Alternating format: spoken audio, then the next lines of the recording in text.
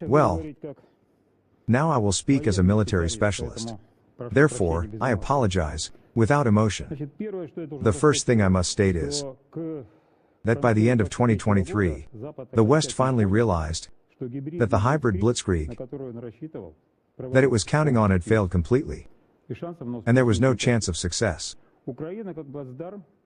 Ukraine still remains as a springboard that can be used to solve the problem of exhausting Russia and creating a revolutionary situation in it. And the armed forces of Ukraine are no longer suitable as such a force. Therefore, the West clearly began to look for a new strategy of action. And it has now emerged. It is now absolutely clear, judging by the events of recent days, that the United States of America is with Great Britain, or rather, Great Britain is not. But the United States of America is distancing itself from being directly drawn into this conflict. As for Europe, it appears that Europe is going to be completely drawn into this conflict. Moreover, what I have been observing over the past 3 weeks fits into the concept of a war vortex. In other words, in military terminology, this means the pre-war period. What is the essence of a war funnel?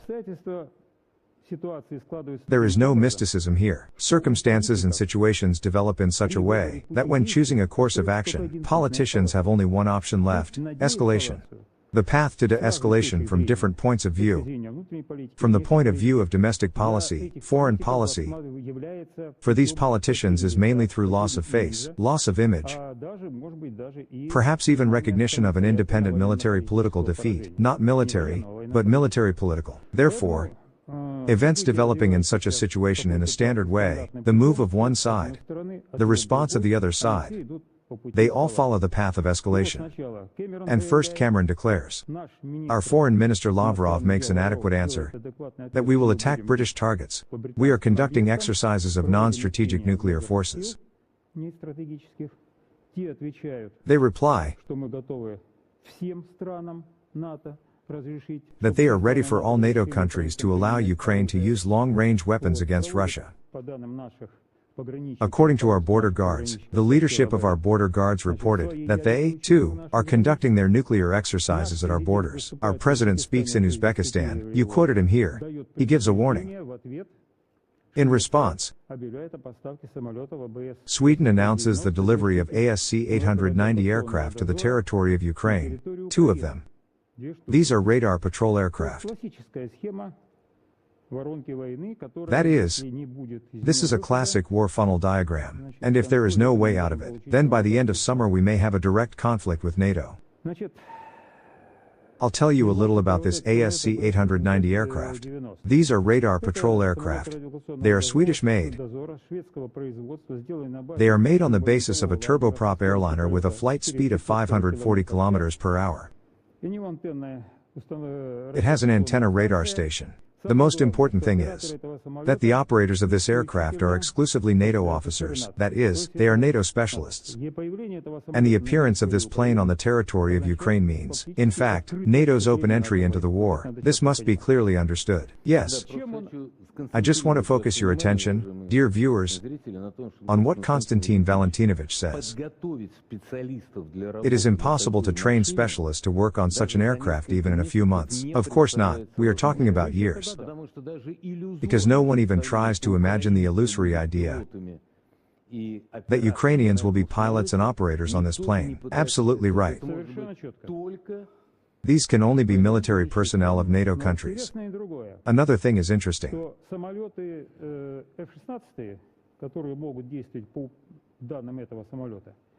F-16 fighters that can act on data from this aircraft. They will have to use NATO control systems, Link. This is a combat control system that does not exist in Ukraine. This is not the Elon Musk system widely used there.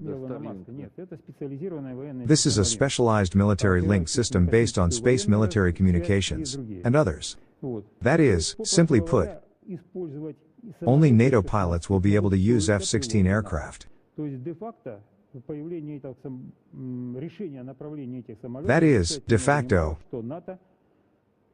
The emergence of a decision to send these planes means nothing more than that NATO has come to a decision that it will act independently.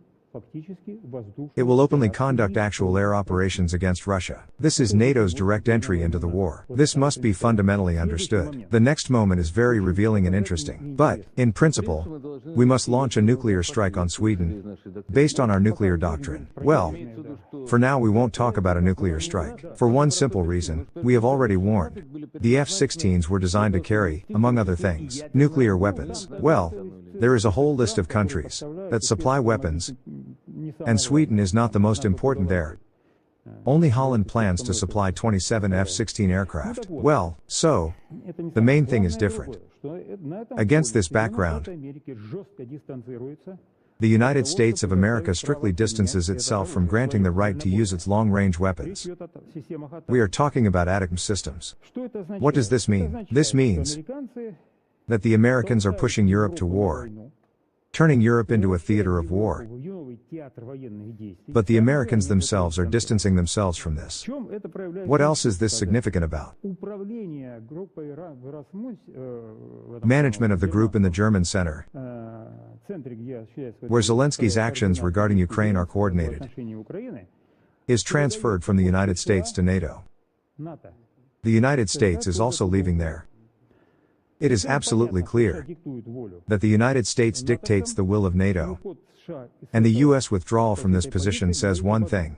The United States is preparing to implement a conflict between Europe and Russia. They themselves distance themselves from this.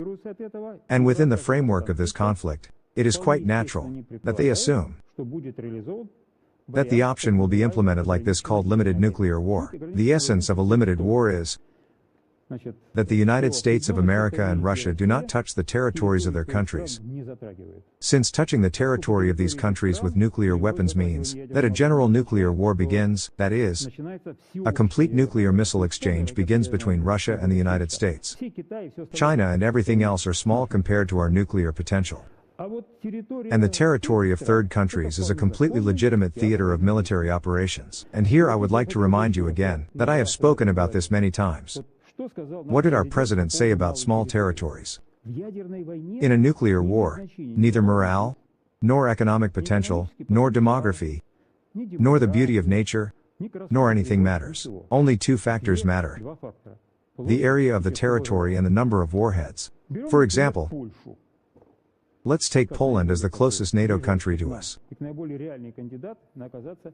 This is the most realistic candidate for being a small, limited theater of nuclear war. Are there 20 major cities there? Hardly. Even if we calculate that we need to allocate 2 warheads for each city, this is only 30 to 40 warheads. What is 30 warheads? This is just a salvo of 1 division of Iskander missiles. 16 launchers, each of them has 2 warheads. If they are nuclear, that's 32 pieces. Flight time is from 5 to 6 minutes. Preparation of flight missions, which are prepared on site, takes 3 minutes.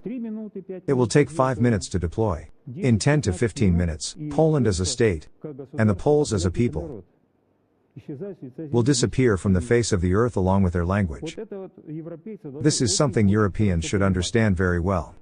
Therefore, I now urge once again the European peoples to think hard about what they are doing. Now, there is one more question. Our Voronezh M radar station in Armavir, which kept the southwestern strategic direction under control, was attacked. According to Article 18, Paragraph 3, based on state policy in the field of nuclear deterrence, the defeat of such objects is grounds for the use of nuclear weapons. Well, of course, now we won't talk about nuclear weapons, because that's really scary. Because if we go for it, we must not forget that they will also respond. The same French, they have 190 nuclear warheads, and even if we shoot down half of them, then 90 or 95 nuclear explosions in our country is not small. We will talk about this. So, how can we respond? Firstly, there was information that it was a large 5-meter British-made drone. I heard that it is made in Portugal. British Portuguese, one way or another. The control of this drone and the preparation of the flight mission were carried out by the relevant NATO employees. And from here you need to do the following. Assemble an international commission with the participation of China and India. Within 2 or 3 days, make a conclusion for this commission that this is a drone made in Britain. And on this basis we must conclude that it was a blow. It was aggression on the part of Britain and Portugal. Well, Portugal, God bless it, the main one there is Britain.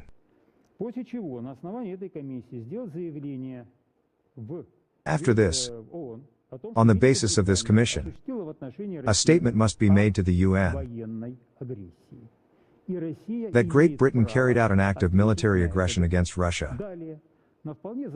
And Russia has the right to respond to this adequately. Further, on completely legal grounds, using conventional military equipment, H-101 missiles, as you like, or caliber missiles, strike some key targets in Great Britain, and hit it so hard that it hurts. Well, for example, for some objects located near the Palace of Westminster, well, half a ton of warhead would be nice.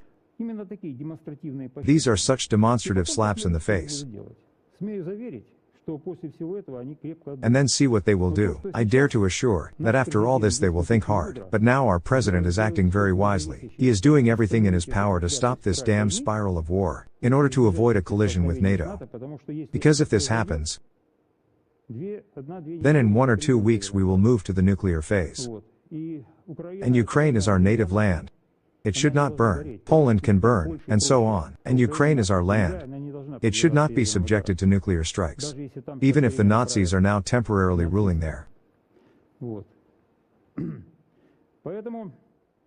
So this will help cool their heads, because, of course, I want to say, I observe how our president acts, how carefully military operations are conducted at the front, so as not to be provoked.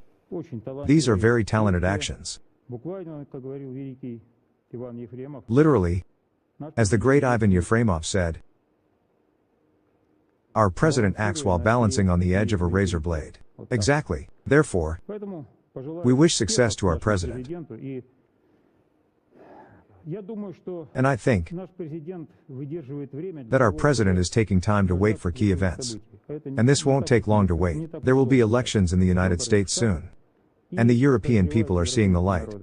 I will say one simple thing. The Nazi regime in Ukraine brought Ukrainians to disaster. And the globalist regimes of Europe are killing European peoples.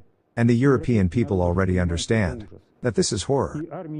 Both the European army and the European police. Therefore, as in 1941 to 1945, we are now fighting not only for ourselves, but also for the Europeans.